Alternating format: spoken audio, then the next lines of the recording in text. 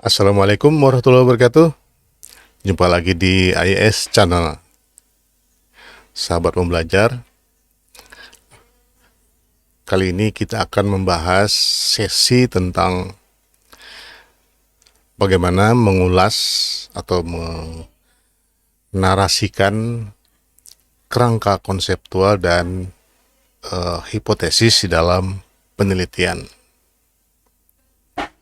Dalam istilah yang berbeda mungkin tergantung di pedoman skripsi di kampus Anda, mungkin istilahnya kerangka pemikiran ya, dan pengembangan hipotesis. Dan ini ada yang disatukan di bab 2, ada juga yang disendirikan di bab 3. Kebetulan di contoh yang saya buat ini di bab 3 disendirikan. Tapi masalahnya hanya perbedaan dari sisi ada yang digabungkan dan ada yang dipisah. Ini berarti ada yang 5 bab, laporan skripsinya ada yang 6 bab ya. Tapi bagi Anda yang di kampusnya menggunakan format di bab 2 sebagai tinjauan pustaka, yang subbabnya berisi tentang landasan teori, kemudian studi penelitian terdahulu, lalu kerangka pemikiran, dan pengembangan hipotesis. Ada yang disatukan seperti itu.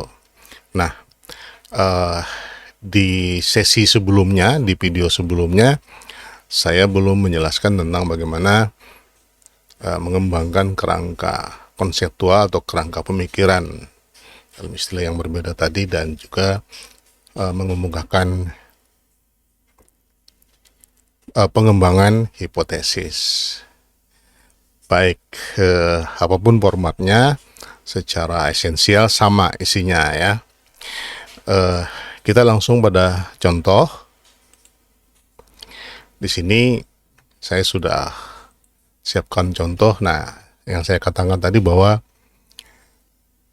ada kemungkinan perbedaan kerangka konseptual atau kerangka pemikiran itu berada disatukan di dalam bab 2, ada yang di bab tersendiri.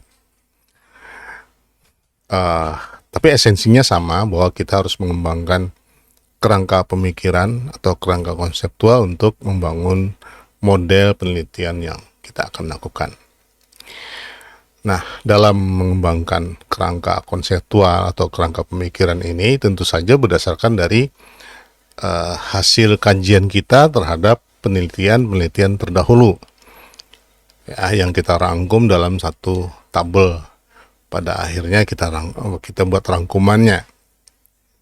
Nah, sejumlah penelitian itulah yang kemudian menjadi dasar kita, menjadi referensi kita untuk mengembangkan kerangka pemikiran. Jadi sebenarnya cukup singkat di sini dan akan lebih mudah dilakukan dengan gambar kerangka pemikiran seperti ini.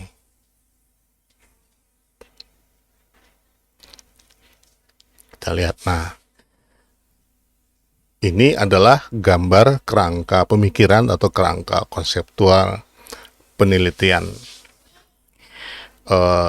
Dari sini sudah terlihat apa yang akan kita lakukan dalam penelitian kita nanti. Ini merupakan pemetaan sebenarnya. Jadi memetakan penelitian terdahulu yang mendukung kita membangun kerangka pemikiran atau kerangka konseptual. Nah, yang perlu kita tuliskan di sini adalah variabel-variabel yang akan kita uji. Contohnya seperti di sini ada 4 variabel. Variabel kesehatan fiskal daerah, variabel kinerja pemerintahan, variabel pertumbuhan ekonomi, dan variabel endogennya adalah variabel indeks pembangunan manusia atau variabel Y-nya. Nah, saya ingin mengoreksi sedikit ya. Di beberapa skripsi mahasiswa menyebutkan di sini X1, X2, X3, dan Y. Karena ini baru kerangka pemikiran, sebenarnya itu tidak penting memberi label. Itu kan X1, X2 itu adalah labelnya. Yang diperlukan adalah menjelaskan ini misalnya hubungan antara kesehatan fiskal dengan indeks pembangunan manusia. Dari mana dasarnya kita menghubungkan kedua variabel itu. Disinilah yang perlu kita jelaskan secara singkat dengan peta. Makanya disebut pemetaan.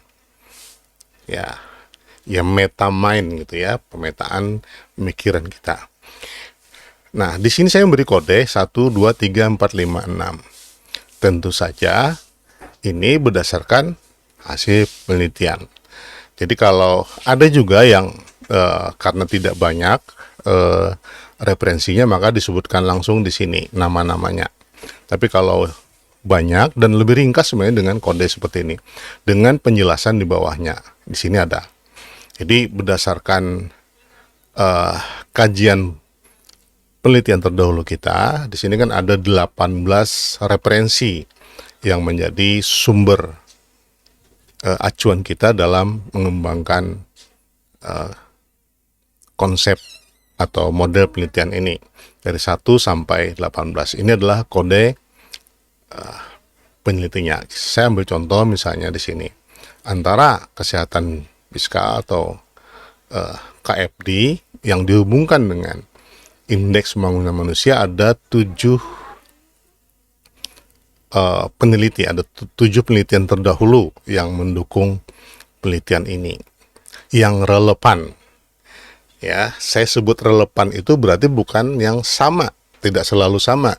Karena ada yang bahkan sebenarnya nyaris tidak ada yang menyebutkan kesehatan fiskal secara tersendiri, tapi lebih pada indikator-indikatornya. Tapi itu relevan karena variabel Y-nya atau variabel terikatnya, atau kita sering menyebut variabel endogennya adalah sama.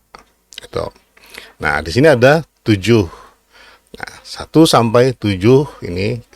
Kemudian ini juga, misalnya antara kesehatan fiskal terhadap kinerja penyelenggaraan pemerintahan daerah. Ini ada 3 referensi, 3 penelitian terdahulu yang menjadi acuannya, dan seterusnya seperti itu. Jadi akan lebih bagus dari sisi gambar dan juga dari sisi penjelasannya, jadi lebih mudah. Siapa yang nomor 1, siapa yang nomor 2, siapa yang nomor 4, seperti ini. 1, 2, 3, 4, 5. Ini.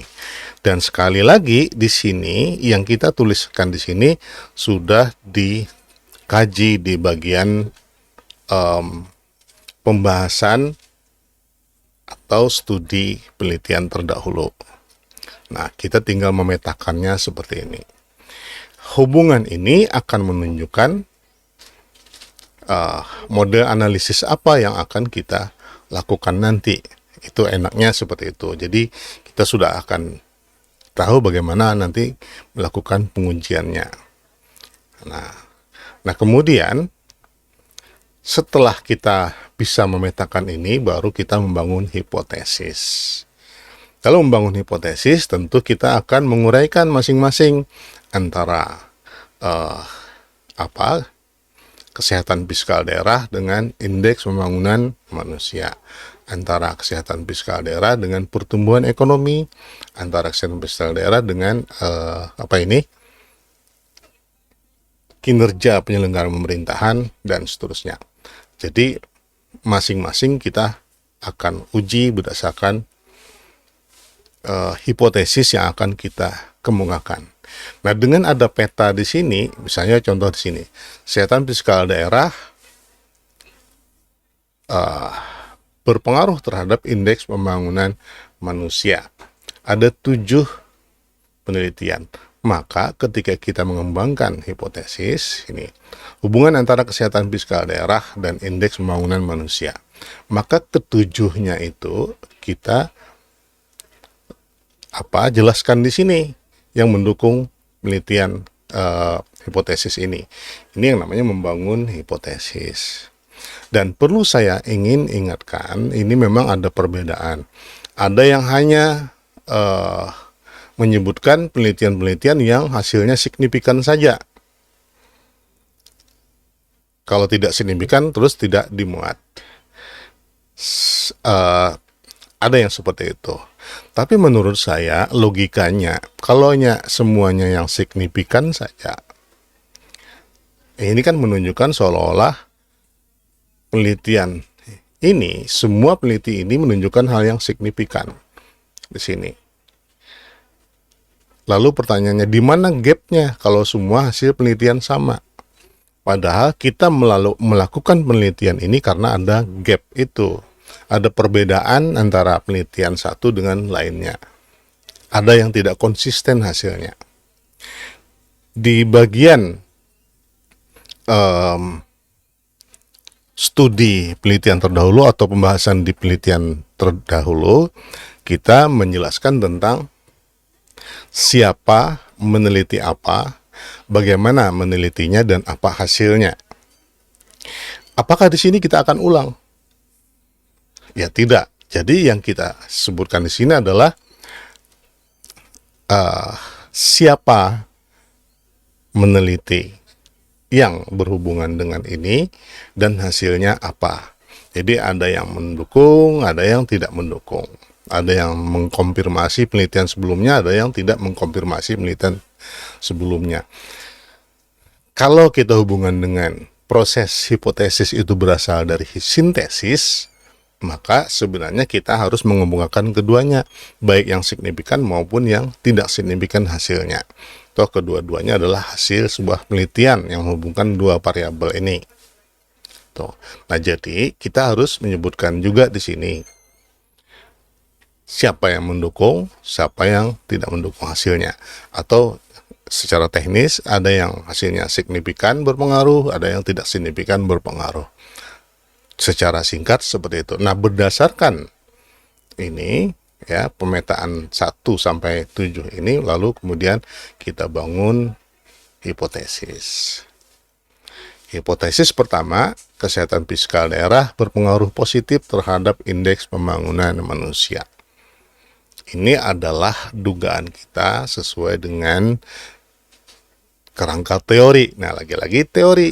Secara teoritis seharusnya berpengaruh positif. Seperti itu, berdasarkan kajian teoritisnya. Tapi kalau tidak ada kajian teoritis yang menyebutkan positif, ya jangan disebut positif. Tuh.